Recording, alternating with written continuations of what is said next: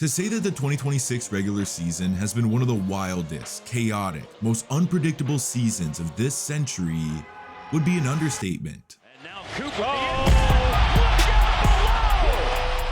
An alien takeover in San Antonio arrived years earlier than anyone predicted, leading the way for a new generation of stars. The bad boy Pistons came out swinging, literally infusing the league with a type of physicality that hasn't been seen in years. Speaking of things we haven't seen in years, how about something we haven't seen in 6 decades? 83 points in a single game by Bam Adebayo of all people, with everything building toward a thrilling MVP race that featured some of the most unique talents in the sport's history, led by the reigning MVP and Finals MVP in OKC, who seemed destined to win back-to-back titles.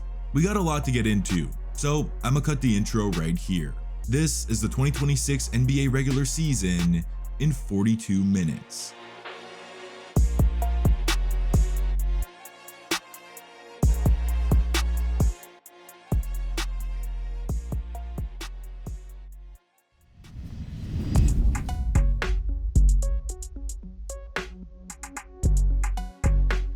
Opening night was simply beautiful and nostalgic. For the first time since 2002, the NBA was back on NBC, and it couldn't have opened any better, as OKC received their rings and raised their championship banner after a 7-game bloodbath in last year's finals. And they're coming for another, facing off against the new-look Rockets led by former franchise star Kevin Durant. But it was the Thunder MVP who stole the show. Down 2, number 2 nails a mean fader with 2 to go to send the game to OT, finishing the night with 35 and a double overtime win, which was followed by a career-high 55-point explosion 2 nights later in a finals rematch. SGA is in prime form. OKC vs Rockets was followed by Warriors-Lakers, where the Dawn kicked things off with 43, 12, and 9. Skinny Luka is here, and the NBA is back. The next night though, everything changed. Once the story broke, it was plastered all over the news. Everybody in Texas was rushing to safety because there was an alien invasion.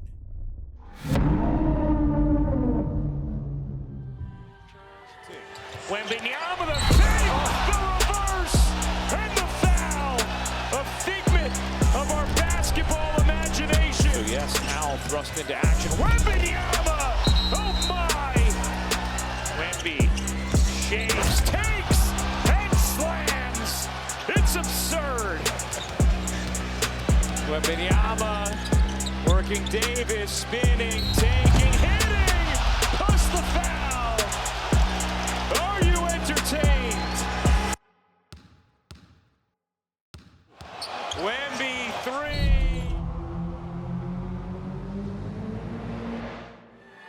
You bet! Plus the foul.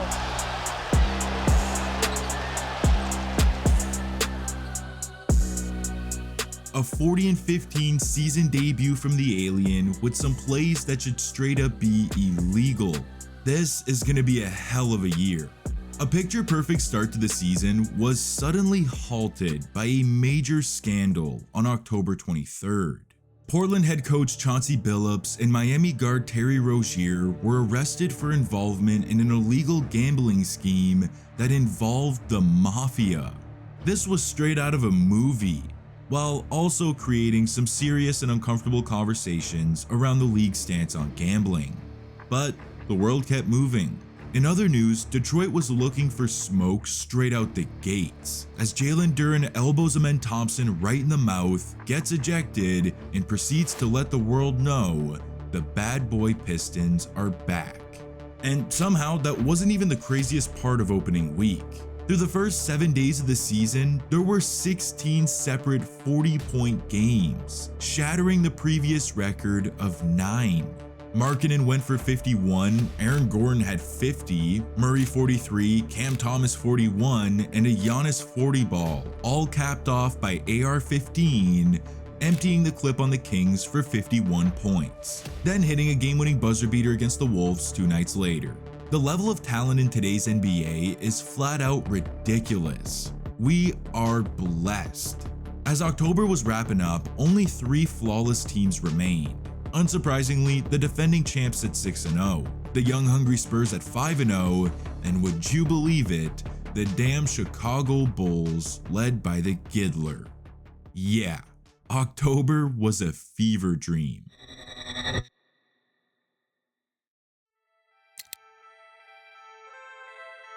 With the loss of Tatum and Halliburton in last year's playoffs, we knew the East was going to be wide open. Everyone had the Cavaliers or Knicks taking control of the conference. Yet it turned out to be the Pistons. By mid-November, Detroit was on a franchise record 13-game winning streak, with Cade averaging 31, 6, and 10 as they're entering TD Garden against a Tatum-less Celtics squad. Cunningham went off for 42, but it was Boston who came out with a much-needed win behind 33 and 10 from Brown to put their record at 10 and 8. It was going to be a long season for the C's and JB's hairline. Despite the loss, Detroit would finish the month with a 16-4 record as the #1 seed. There was a new king in the East. The Bulls, who had that throne for about 23 seconds after starting the season 6-1, fell off a cliff, which included a 3rd consecutive loss on November 10th, where we saw Victor take over. Down 3 with 1 minute to go, the kid pulls up right in Vooch's mouth and it's wet. The next possession, he demands the ball from Castle, goes tween, cross, tray.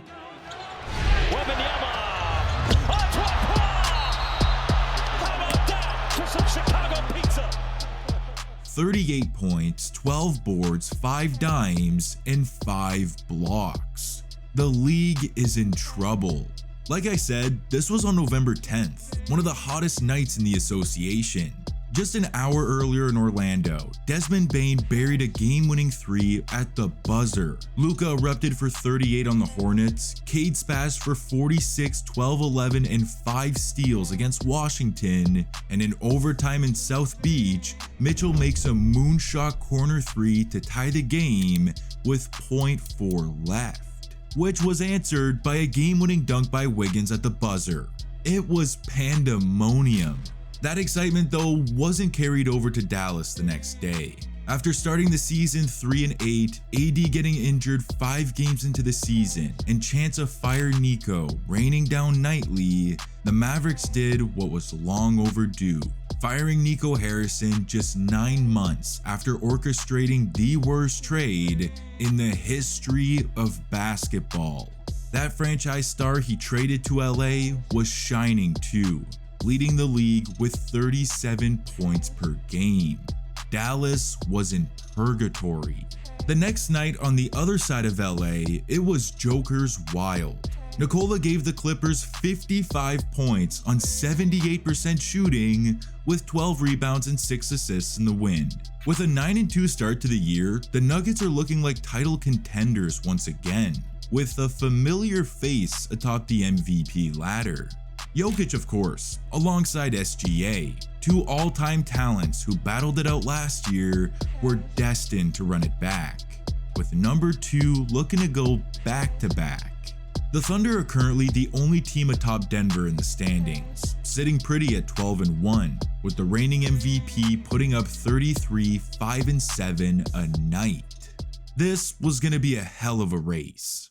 We're nearly a month into the season now. Everybody's starting to settle in and find their stride, which leads us to one of the games of the year. NBA Cup, Spurs vs Warriors, the Alien, and the Chef. San Antonio finished that second quarter. Oh, boxes on him. Green screen, switch, 3, good. Shooting threes. San Antonio for 13. There's a 3 right out of my mouth and right through the twine by Curry. Man, in the second, stutter step. Curry trail with Wembanyama right there. Leaning a little bit and then that high archer to get it to go. By as many as 8. 3 to play in the third. Curry, triple. Yes, got it. Yay, defensive. It's in the Wembanyama.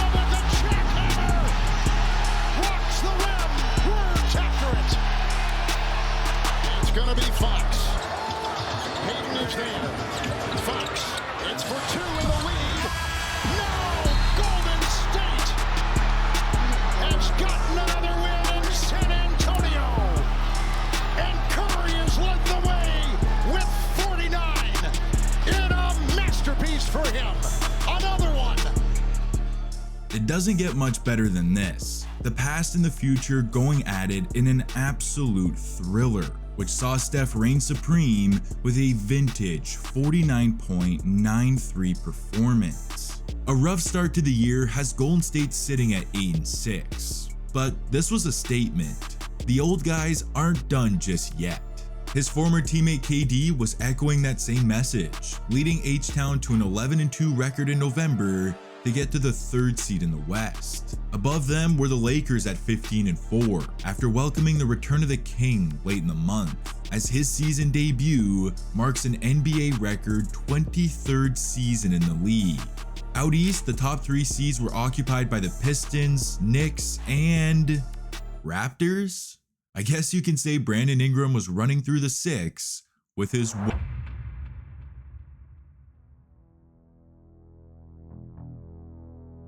December got off to an absolutely scorching start. On national TV, 2 Eastern Titans faced off in Boston, Knicks versus Celtics, which saw Jaylen Brown explode for 42 points in the win. With doubts about his ability to carry a team, JB is silencing everyone. That same night, it took Ant-Man 44 points to beat the Blazers and get their record to 13-8. It's been a rough start in mini. The next night on December 3rd, we saw Jamal Murray light it up for 52 on 10 for 11 from 3. Luke Kornet evolves into Wemby and delivers a game-saving block, giving us the Usain Bolt celly, and Chris Paul got waived by the Clippers, resulting in his retirement 2 months later. It was a crazy hell of a night, and to think the NBA would give us a second to take it all in was just stupid. The 2-seed Lakers versus the 3rd-seeded Raptors the following night gave us this. Reeves, there he goes, Reeves to James, kick it, corner, Rui the winner to win the game, Rui wins it, and James gave him the basketball. I've said it all the time I've seen LeBron play, he always makes the right play. He could have very easily... With 8 points on the night and a chance to extend his legendary 10-plus point scoring streak to a 1,298th consecutive game, LeBron rips a pass to Rui in the corner for the game winner. Respect, old man. What a way for the streak to end. The Lakers are now 16-5 on the season and 8-1 in their last 9. They'd end up going 4-6 the rest of the month, but hey, there's something here. And speaking of something, OKC was doing everything. With the return of Jalen Williams to the lineup, the Thunder have been borderline unbeatable, echoed by a 49-point massacre against Phoenix, which ties them with the 2016 Warriors for the greatest start to a season in history at 24-1. There were serious conversations that these guys can beat the all-time wins record. That is, until they ran into the Spurs. In the NBA Cup semis, San Antonio would hand OKC their second loss of the season, but it's probably just a one-off.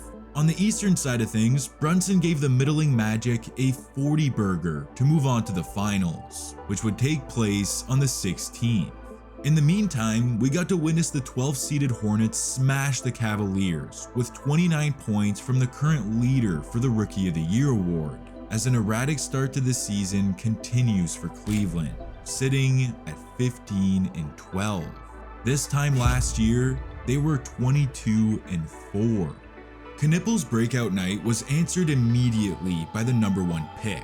On the 15th, history was made as an 18-year-old Cooper Flagg becomes the youngest player in history to score 40 points in a game. Dallas hit the jackpot, which now brings us to Vegas, where the Knicks beat the Spurs to capture the very sought-after NBA Cup championship. On the real though, this was something tangible the Knicks can point to prove that they can win together, especially considering they're 10-1 in their last 11. With the way things are playing out in the East, this can be their year. While out in the West, the tide's returning.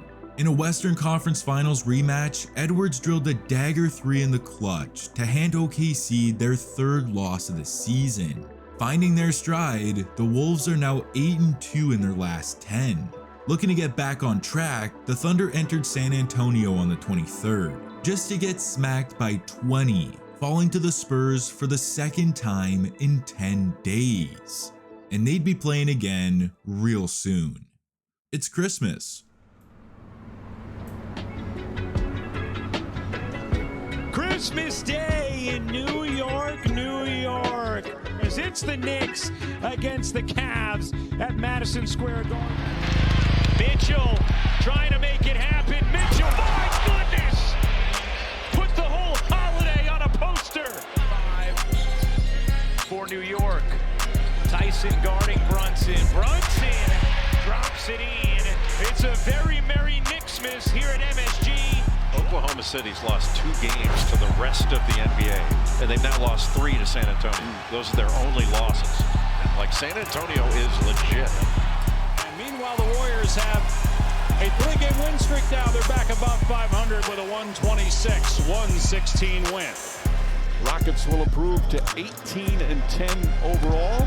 Lakers will fall to 19-10 overall. On him, Jones not able to field it, somehow does. Joker going to try a corner triple, and we're underway here in Denver. Do the honors to get it in bounds. Gets it in, turning a 3 for the tie. Good! Anthony Edwards with 1.1 second to go in regulation. Joker falling away, got the whistle and the soft roll. And rallied behind the 3-time MVP Nikola Jokic, a 56-point triple-double to knock off Minnesota in overtime. On an all-time Christmas Day slate, we saw the Knicks win their 12th out of their last 15, the Spurs beat the Thunder for the 3rd time in 12 days, the Warriors beat the Mavs to finally get over 500, Houston embarrassed LA, while Jokic and Ant gave us a game for the ages, where the Joker put up a ludicrous 56, 16, and 15 performance. It's the first time such a stat line has ever been recorded. This dude's gotta be the MVP, right? Well, Jokic would hyperextend his knee 4 days later, projected to miss the next 4 weeks. The race is wide open. While we're on a bit of a sad note, I'd like to take you to Indiana. On New Year's Eve, the Pacers would lose a 10th consecutive game to Orlando, placing them dead last in the East. A far cry from where they were just 7 months ago. The loss of Halliburton was just too much. That run was truly one of the great sports stories of the year. And what a year it's been. Off to 2026.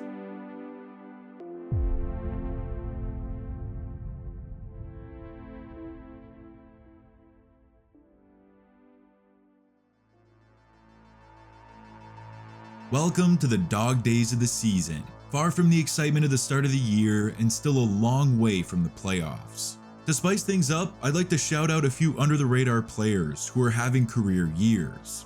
Norman Powell is pushing for an all-star nod with a career-high 24 points per game. Jalen Johnson has come out of nowhere, averaging 24, 10, and 8.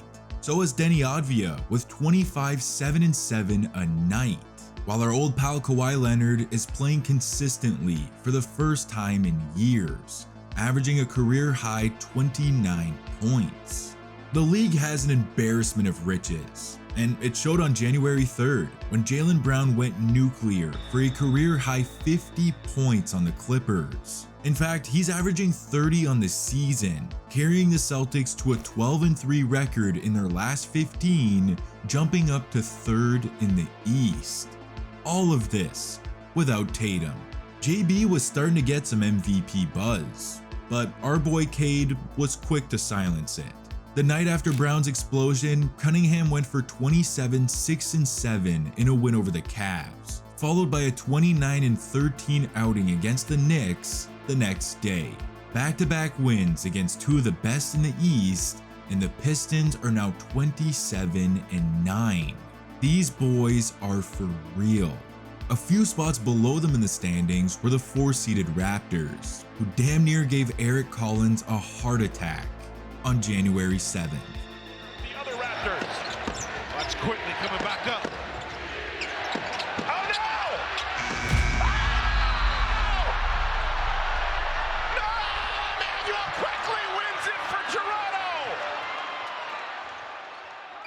This shot gave the Raptors their 23rd win of the season. The North is back in the mix, and Call 5, I mean, it's one of the toughest celebrations in the league. Meanwhile, number 5 out west was dialing it up, averaging 30 since December 1st, leading to a matchup against the Spurs, where he put a couple nickels on the Aliens' head.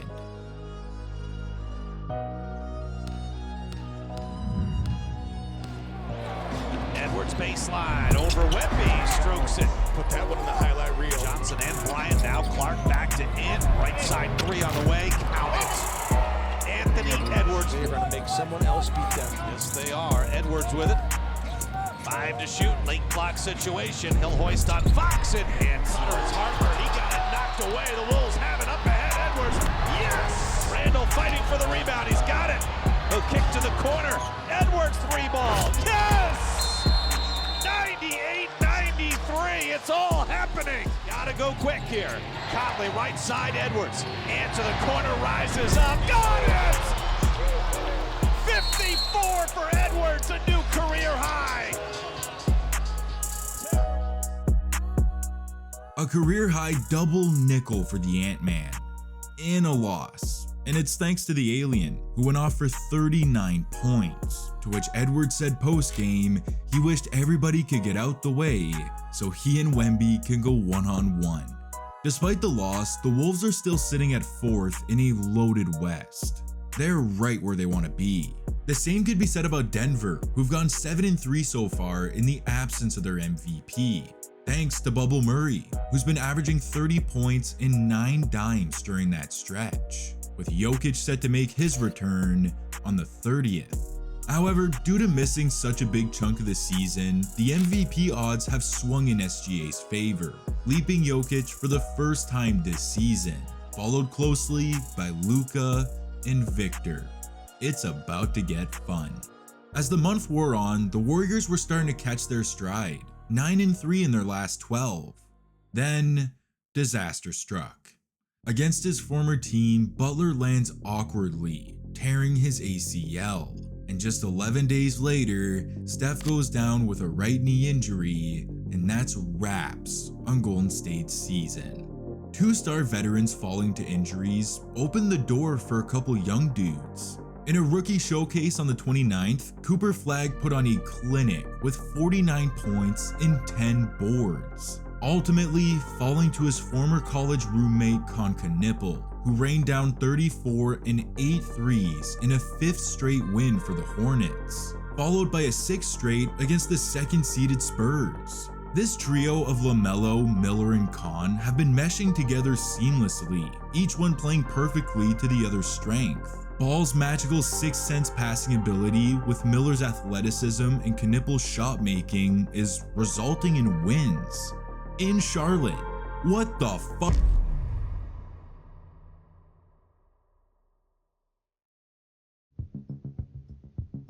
The 5th month of the season kicked off with a battle of the MVPs, which saw the Canadian erupt for 34 points and 13 assists to the Serbians' mediocre 16-7-8, as Denver falls 6 games behind the 39-11 Thunder atop the West, which is also where SGA found himself in the most recent MVP ladder, with averages of 32, 4, and 6 on 56% shooting as a guard.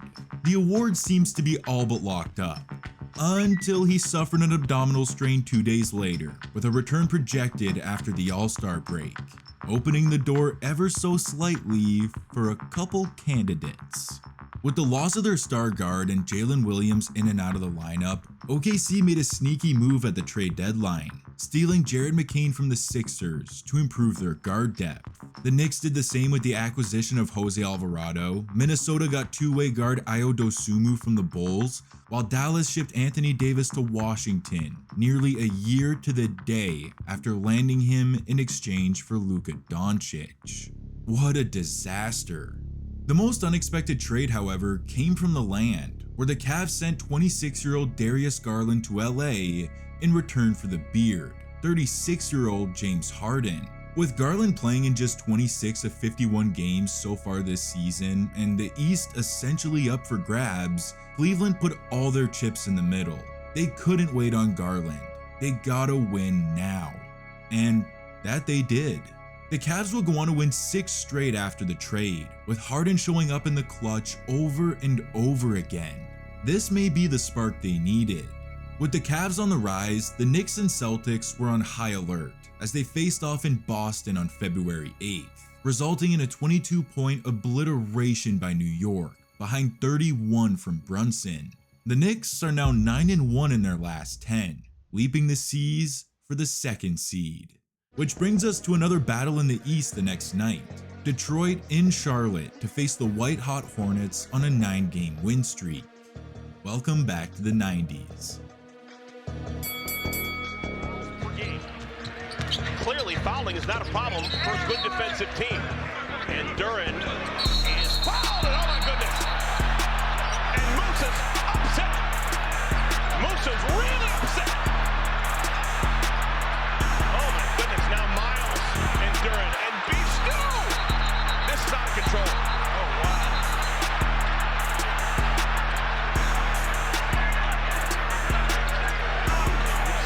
Isaiah Stewart's out of the NBA suspended for a while. He was on the bench and he came out just to draw a fight. I'll say it again, the bad boys are back, ending Charlotte's win streak thanks to 33, 9 and 7 from Cade, an all-star starter for the first time in his career. That's right, it was All-Star Weekend, where we saw a new format for the 13th year in a row, Wemby lose his mind after a loss, an injured Dame win the 3-point contest, and Jace Richardson damn near die in the dunk contest. What a great weekend, one that was overshadowed by the KD files.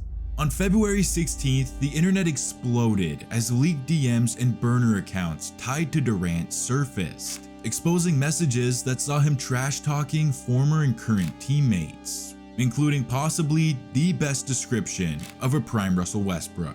Now, there hasn't been any confirmation that this really was KD, but the subsequent decline from Houston says a lot. An 8-7 record over their next 15 games, dropping to 5th in the West. More on that later.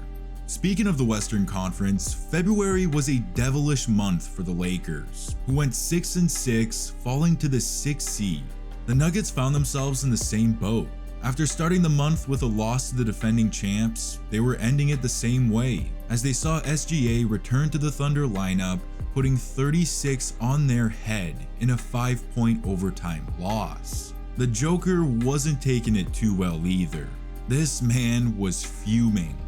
Denver's now an appalling 4-7 since Jokic's return. It's absolutely stunning. They haven't been able to find their early season groove in months. The hopes of a 4th MVP trophy are slowly slipping away. On the flip side, 2 of the hottest teams in the league were, get this, the Hornets, as they're now 14-3 in their last 17 with the #1 offense in the NBA during that stretch. While out west, the Spurs won a perfect 11-0 in the month. Coming off a season where they won just 34 games, San Antonio is already 43-16 at the end of February, just 3 games behind OKC.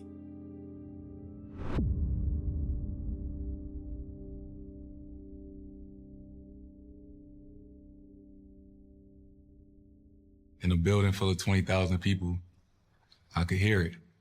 It sounded like one of those guns that go off at like a track meet, and just was like, and Tatum is hurt. Tatum is down. He wants a timeout. Tatum in so much pain, grabbing that right ankle. Jason Tatum has suffered a ruptured right Achilles tendon. He already underwent. That Jason Tatum is competing in 5-on-5 scrimmages, and this question's been thrown out a lot, but now it feels a lot more realistic. Should Tatum come back? Sources tell me that Jason Tatum has been fully cleared to play this season and is expected to make his season debut for the Celtics on Friday at home at TD Garden.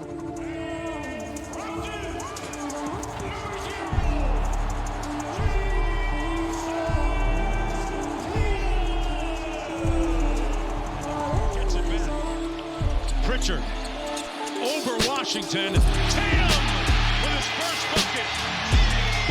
Welcome back.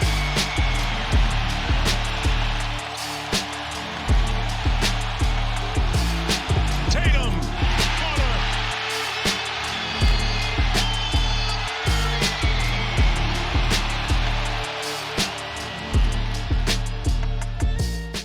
298 days after tearing his Achilles at MSG, Jason Tatum was back, putting an exclamation mark on his return with a fitting putback slam, followed by a patented sidestep tray as the crowd explodes.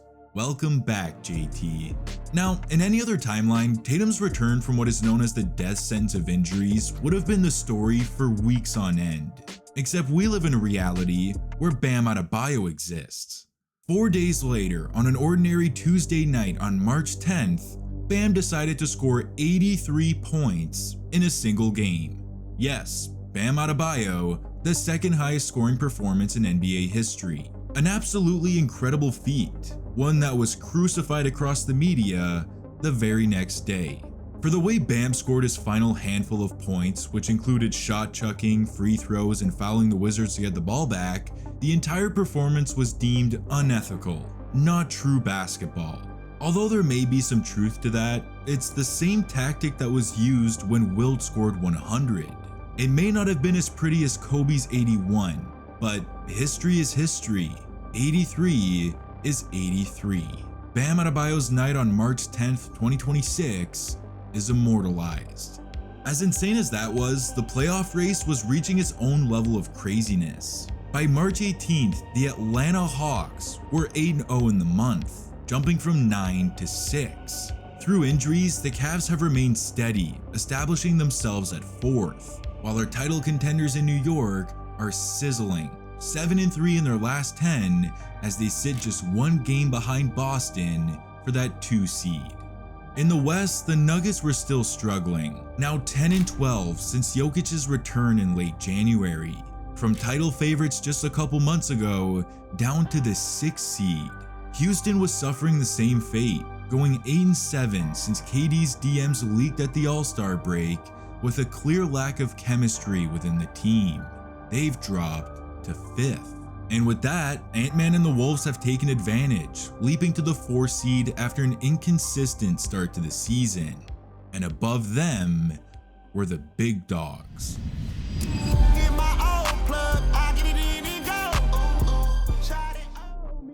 With the return of their MVP, the Thunder have been scorching all of March. Number 2 is getting into that playoff mode. You may as well just throw up the deuces. Mr. Number 2, how does it feel to know nobody can guard you? Next question. Sidestep 3.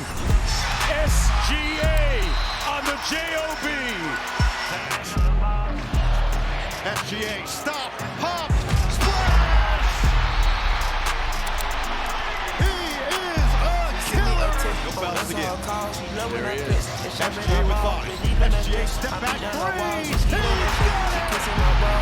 And on a night that he ties Wilt Chamberlain, SGA's greatest hit score continues. OKC wins. Fires and hits. An incredible streak puts SGA into the record books. 127 consecutive games, scoring at least 20 points as he passes the great Wilt Chamberlain.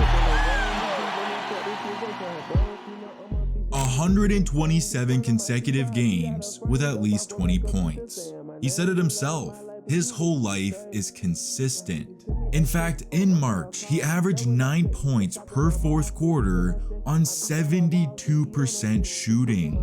To say it feels like he doesn't miss in the clutch is a statistical fact. Game winners and daggers have become his signature shot, alongside this signature celly, which I think is one of the most underrated in the league. Plus, a 14-1 record during the month of March has to mean the MVP is locked up, right?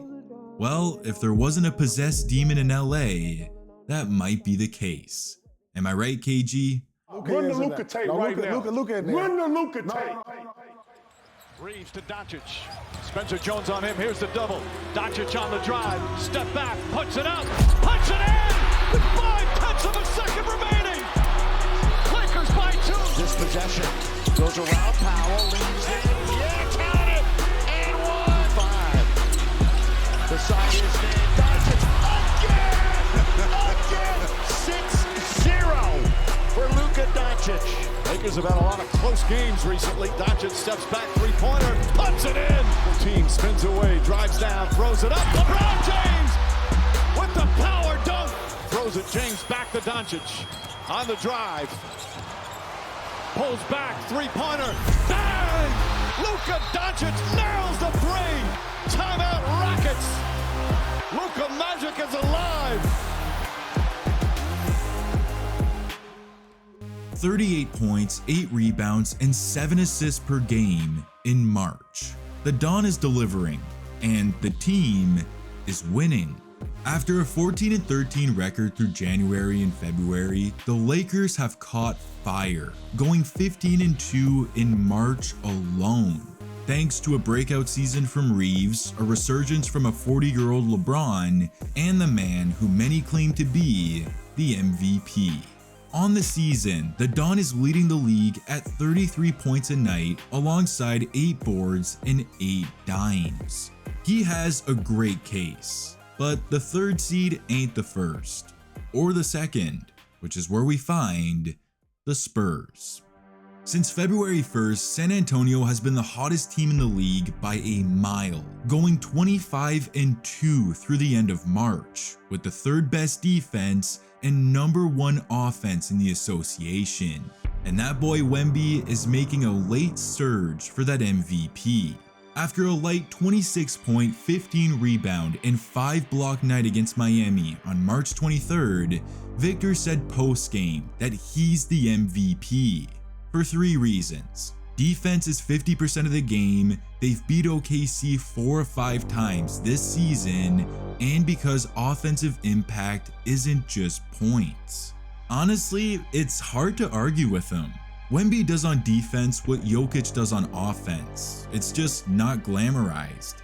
Plus, you gotta respect it. You don't hear many dudes call their shots. And on March 30th, he backed it up, dousing the Bulls with 41 points, 16 boards, 4 dimes, and 3 blocks, which was responded by SGA just hours later, going for 47 on 63% shooting in OKC's 60th win of the season. And post-game, he was asked if he'd like to make his case for MVP. There's been chattering on behalf of other players. Would you like to chatter on behalf of yourself? Nah, I'm good. Thanks for asking, though. But yeah, I'm good. I let my game do the talking. That is just cold. In response to his peers, Luka Doncic scorched the Cavs with 42-12 the very next night. Asked if he'd like to make his case for the award, he simply states that he's been playing well and they've been winning. It's officially a 3-man race for the MVP, with just a couple weeks left in the season.